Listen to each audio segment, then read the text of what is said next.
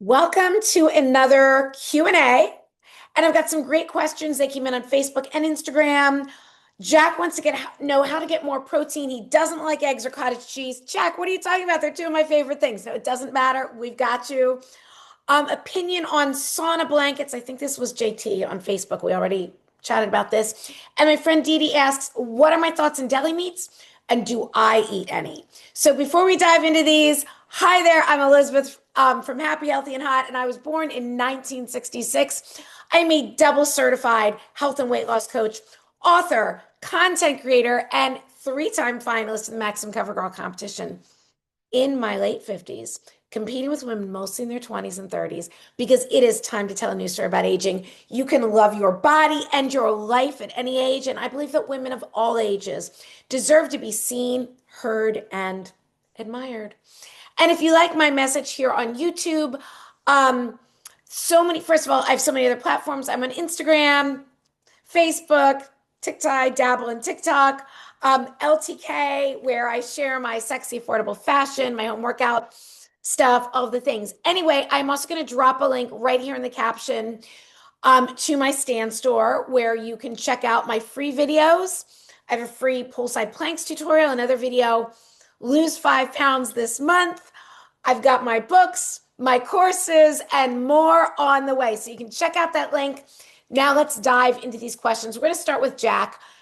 First of all, Jack is eating great. I've seen, he sent me some ideas about what he's eating, but Jack wants to know how he can get more protein when he doesn't like eggs or cottage cheese. So not liking eggs, as far as a protein source, that's fine. Eggs, like a whole egg, has 6 grams of protein, around 70 calories. It's a good protein source. It's not the best protein source. I will say the egg yolk is such a concentrated source of nutrition that eggs are great to include if you can include them in some way. But if you're allergic or you just hate them, that's okay. Cottage cheese, I will ask you this, Jack. Do you hate it because of the lumps or do you really hate it? Because sometimes you can blend it into things and you don't know it's there. But Jack does eat Greek yogurt, which is another great protein source. So the first thing I'm going to say to anybody who wants to get more protein, whether you like eggs, cottage cheese, don't, it doesn't matter. Like, increase the portion size of your existing protein foods. Build a better burger. Have a bigger scoop of tuna salad.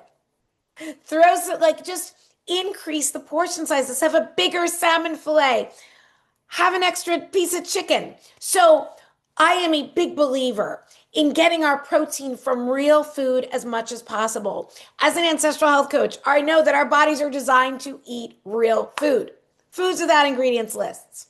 My best favorite protein sources are going to be beef, fish, eggs, poultry. I personally don't love poultry. I like beef, and I was a vegetarian for many years, decades. Poultry is great. Eggs, again, not the best protein source, but whole food nutrition. And then some of the higher protein dairy, like cottage cheese, Greek yogurt, stuff like that.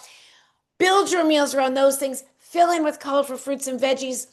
Prioritize protein, and produce is such a great way to eat. So whatever protein sources you're enjoying, if you normally have a 4-ounce burger, so say lean ground beef, take 93% beef. 4 ounces of that has 170 calories, 23 grams of protein. A 4-ounce burger is like nothing. What if you made an 8-ounce burger for still only 340 calories? Now you're getting 46 grams of protein. Wait, what? Yes, thank you, more please. And then skip the damn bun that you don't need because we don't need the crappy processed carbs. Fill in with some colorful fruits and veggies, and there, little salad, some steamed broccoli, whatever. Eat some strawberries, and you've just had a really nice protein dense meal. So that's the first thing I'm going to say is build a better burger. And by that, I mean, increase your portion sizes of whatever protein you are currently enjoying. But also some other ideas. And then, yes, protein shakes, bars, that type of thing. I mean, my protein bar is just a burger, but I've done some posts about that. But what I'm going to say is start with the real food, and then those things are supplements. I'm not a big fan of hyper palatable protein bars that taste like glazed donut or strawberry shortcake or birthday cake. because they tend to, even if they have so much protein packed in, typically very processed, it tastes like candy and you just want more. So I find getting it from real food is always going to be more satisfying. Yes, there are some high quality shakes out there. I am not knocking them, but I'm saying start with real food first. I also do add collagen peptides to my coffee every day, which is technically a protein powder, because that contains some amino acids that we are typically not getting from our regular diet. But that, and that's a whole other story. That's a story for another video. But here's some easy ways, in addition to increasing your protein portions, to boost protein. Some sneaky little ways. One is bone broth. So if you just, again, I believe in chewing our food, but cooking your vegetables or your grains, if you do have grains or rice or whatever, in bone broth adds flavor, boosts the protein, and has hardly any calories. You can also just sip bone broth.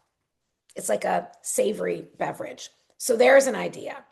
I think a cup of bone broth is going to have around, depending on, and you can make your own or buy it, but 50 calories, 10 grams of protein. Those are amazing macros. Plus, it's packed with minerals. It is nutrient dense.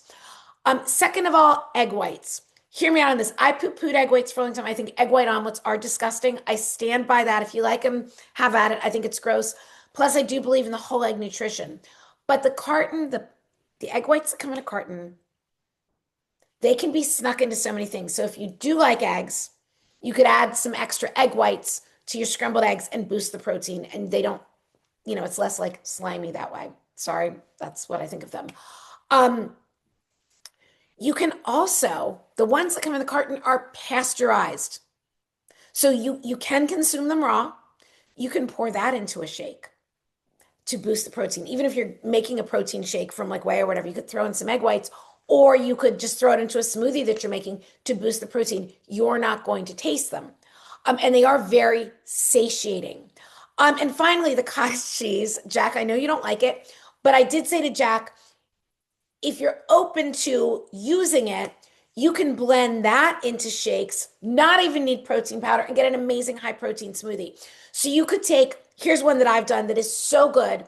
Take frozen blueberries, a little bit of frozen riced cauliflower. You don't taste it, but it's adding some fiber and some nutrients.